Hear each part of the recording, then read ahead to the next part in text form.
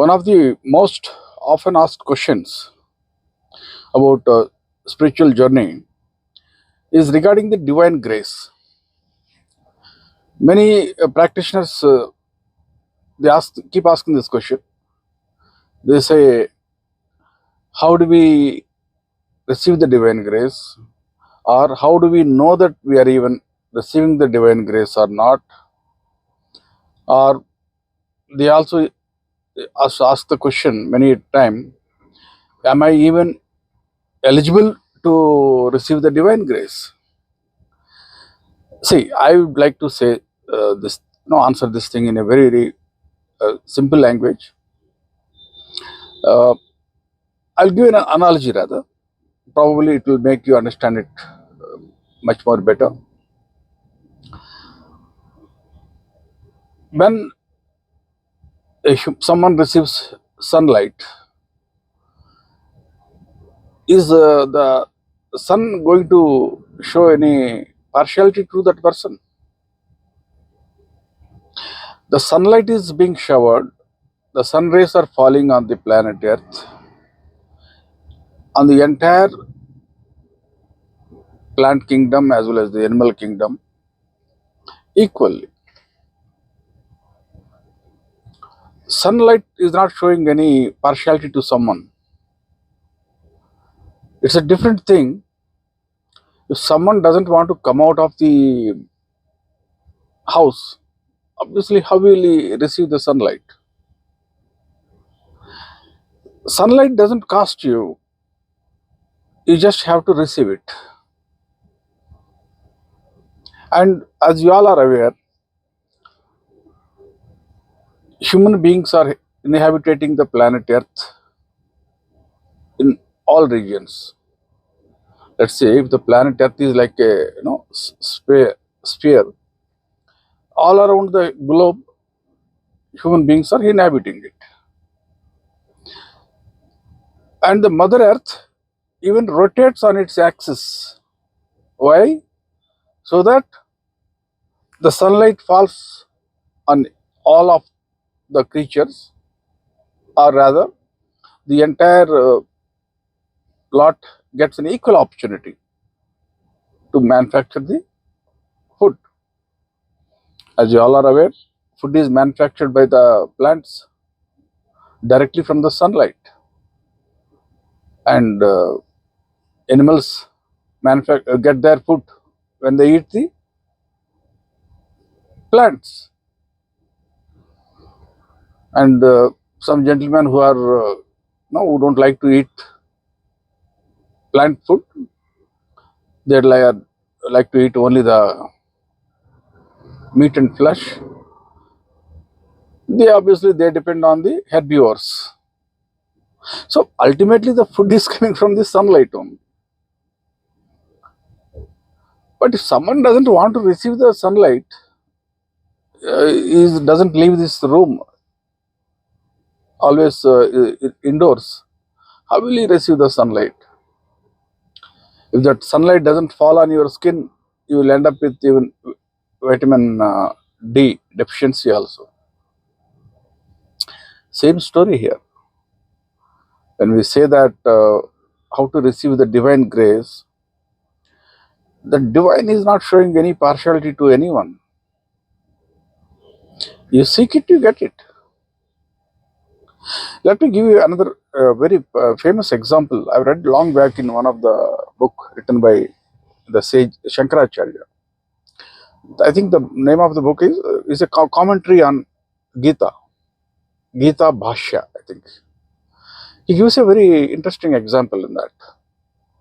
There are two people who are shivering in the cold, and there is a fire raging in the distance. One person trusts the fire. He thinks that the fire is going to remove the cold for him. He is going to be free from the misery of cold, and he starts walking towards it. Each step he takes towards the fire, the warmth instantly starts entering the body. And the other gentleman who doesn't believe in that, fire, he continues to shiver in the cold. He is not freed from his problem. That's the basic idea premise here. Unless someone is seeking the power, how will he get it? I can give a number of examples. I can give a number of analogies. But the point remains the same. You are sailing a boat. You don't have a motor. You are dependent on the wind power. You know that you have to raise the sail in such a way that you get the wind power to push your boat ahead. You have to change the direction of the sail in such a way that you get the benefit of the wind power pushing your boat forward. Winds are flowing all over the ocean. It is up to the sailor how he is going to erect this sail and receive that wind power. Just like the sunlight is falling on everyone equally. It depends on the person how he is going to receive the sun power, whether he wants to receive it or not. That is the question. So this is one thing very important. Everyone should question himself or herself internally. Are they seeking the divine grace or not? If that question is answered, you get it. Because divine grace is free. It doesn't cost you. God doesn't cost you. You seek it, you get it. Now the question comes, what do we do about it? Sunlight, fine. As I said, you just walk out into the sunlight, you expose your body to the sunlight, fine, understandable. But how do you receive the something known as divine grace, which is intangible, which you can't see? Well, the answer is, in a nutshell, definitely you can't order it. Divine grace being all powerful, all conscious. Obviously, you can't order the divine power. Before you even seek the divine power, the divine already knows whether you are seeking it or not, or whether you, what is the intention behind seeking the divine grace. In good olden days, all the great Rakshas or the demons, they used to meditate a lot and receive the blessings of Lord Shiva, and they used to seek the boons, and they used to meditate because they wanted seek certain boons. Not that maybe they may be having the devotion and they may be seeking the grace of Lord Shiva and all that, but the intention is boons. So it depends upon, again, what intention is the person is seeking. The divine instantly knows. But then one thing is for sure, divine being all powerful, divine being all knowing, it instantly knows what is the intention behind your seeking the divine grace. So you have to understand that, and therefore definitely whatever you may do, you can't order it as you wish. Okay, if that be so, what else you can do about it?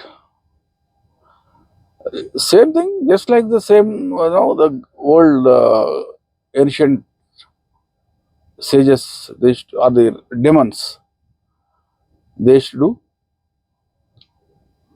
You only take the necessary precautionary steps. What you need to do, you close your eyes, and start praying whichever God or goddess you want to pray. Whether you get the grace or not, it is not in your hand. You can only sit and pray for the grace. With the analogy of when you go to bed, what happens? You can't switch off your sleep, yourself into deep sleep just like that. All that you can do is ensure that the room is cool and all there are no mosquitoes around. And then most importantly, stop seeing Netflix or television, and then close your eyes so that the rapid eye movement starts and the mind slowly starts drifting into the sleep state. That's all anyone can do about it. You can't order the sleep. So same is the case with when you seeking the divine grace, you take the necessary steps. You seek it. Ensure that the mind is constantly tied down to the idea of seeking the grace. Now, the many people, if you really question, they question themselves from the bottom of their heart. Half of them, they know that they are only trying to fake it. You see, you must have seen so many people going to temples and visiting various gods and goddesses. They carry a list with them. Oh God, give me this, give me that. I want this. My business should prosper. My son should pass the exam, complete the exam. But what not? My daughter should get married.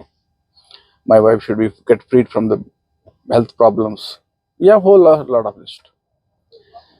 So, where is the divine grace being sought here? You're only seeking solution to your problems, worldly problems. You're seeking relief.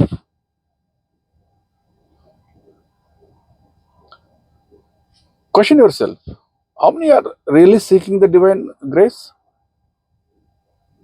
They're they're only seeking relief. Now, question if you ask them, they say, now what do if there's some gentlemen, they will say, no, what do you mean by seeking divine grace? What God is what is some second person who is going to no, obviously I'm ready to seek. I will ask for uh, any amount of money, tons of money. Let the God give me. I don't mind. No, God is not there to dish you out money here. And then people will say, no, what is the use of God for me? If God doesn't give me money, God doesn't give me anything, what is the use of God for me? That is, as far as they are concerned, they are only, God is of useful to them only, if God is going to give them money. Otherwise, God, okay, God let him be in his place somewhere standing or sitting in the temple. That's because there is a kind of a half-hearted attempt even within the logic of earthly logic also. So you see, you are trying to achieve some goal, even materialistic point of view. You want to pass an exam, you want to profits in your business. You know how much one has to struggle for it. Even to get this normal materialistic benefits also, we struggle so much. Now, what to speak of that when it comes to the divine grace? How much should be the focus of the mind, and also the sincerity within the heart, especially when we speak about the divine grace, divine power, and we also keep hearing, at least whether people are conscious about it or not, whether people experienced it or not, but at least definitely they must have heard that God must be knowing everything. If God knows everything, therefore, then He also knows that you are trying to fake the surrender to Him. This is the point to understand. As Lord Krishna says in Gita, There are four categories of people who seek God, who seek the divine grace. Let me tell it in the reverse order. I'll come to the last category first, who seek the God. Lord Krishna says they are the wise. The wise people, they know that if there is anything else to be sought in this materialistic world, it is only Lord Krishna. So they seek Lord. They know that it is only the God's grace which is worthy enough to be sought. So their minds are very clear and there is absolute clarity in their mind. So they seek God. And another category, that is the third category from the top, and second category from the bottom, is those seekers of knowledge. Those who are trying to seek clarity on this, trying to make a sense out of all this materialistic pursuits, divine pursuit. They're trying to make a sense of what scriptures are saying, what the philosophies are saying, and all that. They are also seeking the God. Only thing is their minds are not clear. They're only seeking clarity within them, their own mind. These called, you can say that they are at least smart people.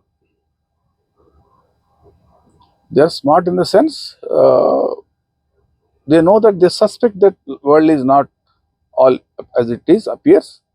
There must be something, the underlying asset beneath all this worldly experience, the underlying issue must be something else. So they go about trying to figure it out rather. So we can say that they are smart people.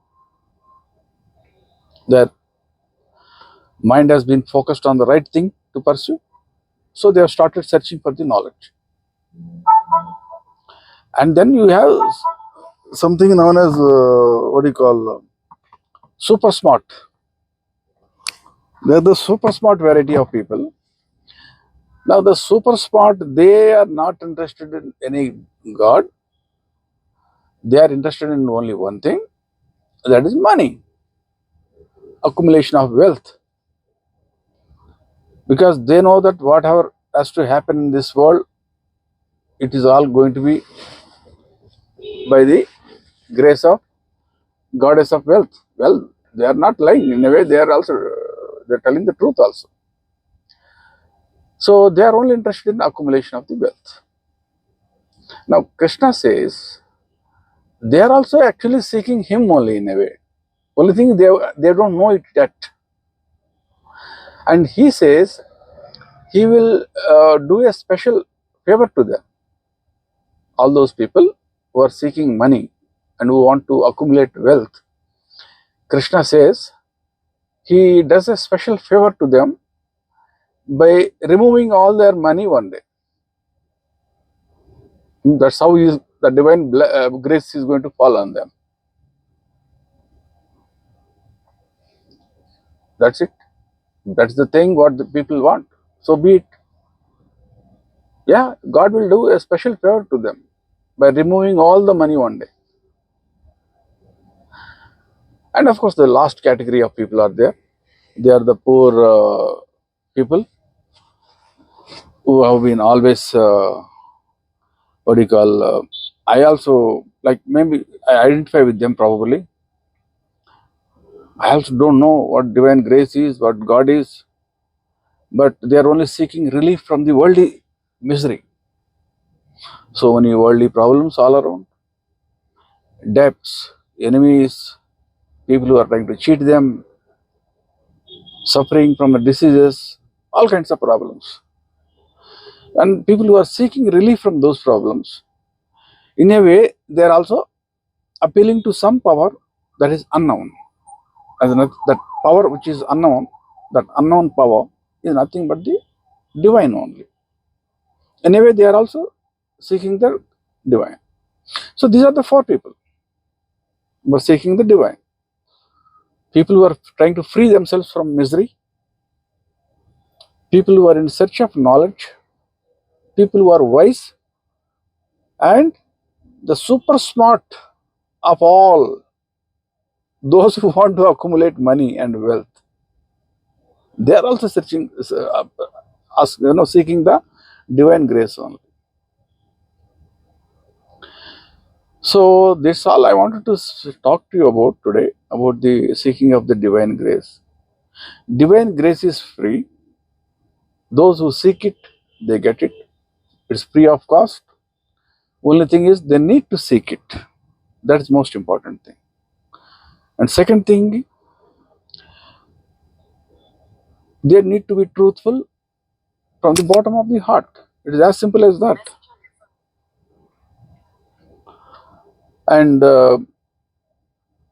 they need to have also clarity as to why they are seeking it, in which way they are trying to seek it. That's it. And I'm sure all of you must be smart enough, so you don't have to wait. No, wherein the circumstances in the world or the ecosystem in the around you, uh, they force you to seek God. You don't need to wait for that. I'm sure you are all smart enough that you know what is the worthy enough to be pursued. It's not even money, because if you try to pursue money, one day it is a foregone conclusion that Krishna is going to take it away from you. So the smartest thing to pursue is Krishna himself. So therefore, seek him. Seek his grace. Seek the divine grace. Call him Lord Krishna, call him by any name, whatever you want. Whether it's gods or goddesses, it doesn't matter. But seek the grace sincerely, truthfully from the bottom of your heart, because that's the only thing to be sought. And what happens when the grace falls upon you? Now, this is the last part of the our today's my talk. The moment the divine grace falls upon a human being, he starts freeing the human being from the trap of karma. The moment the divine grace falls upon a person, the karma starts disintegrating itself, and the person becomes more and more and more free. Because the freedom is everything here. That's the important thing to understand. And what happens once the freedom, you get the freedom, we'll discuss about it when we get there. But first, free yourself. Freedom is what matters here. Freedom from the karma. So that's all I wanted to talk to you today about the receiving of the divine grace. I'll call it the grace of the Guru, because ultimately the divine grace, no, God is not going to manifest out of thin air. Even if He manifests right in front of you, also you won't be able to recognize in any case, because during the time of Mahabharata, how many people have not seen Lord Krishna roaming on the streets? How many could recognize him, that he was none other than the God? How many people didn't see Lord Ram roaming on the streets of Ayodhya or in various parts of the country? Who saw him in the live, in the body of flesh and blood? And how many could recognize him? Similarly, I'm sure the great incarnations who manifested in various parts of the earth, during that time, when they were very much in their flesh and blood, so many people must have seen them. And how many people have actually realized that they were the incarnations of the divine. So therefore, this is the thing to ponder about. And that's all I wanted to talk to you. And once the divine grace falls upon, the karma starts melting. That's what the thing is. And the person is become is free from all afflictions. Because the spirit which is at the core of the human being is none other than the same divine which he has been seeking all the time. So there is no actually power as such coming from outside into the human being. The person is only trying to manifest the divinity from within. How can he do that? Remove the dirt which is in the front, and that is what we call it as karmic dust. Remove the karma, remove the karmic dust, and the divinity is manifested out. So that's all I think today about the divine grace. We will dive more into such topics in future. All the best to you all.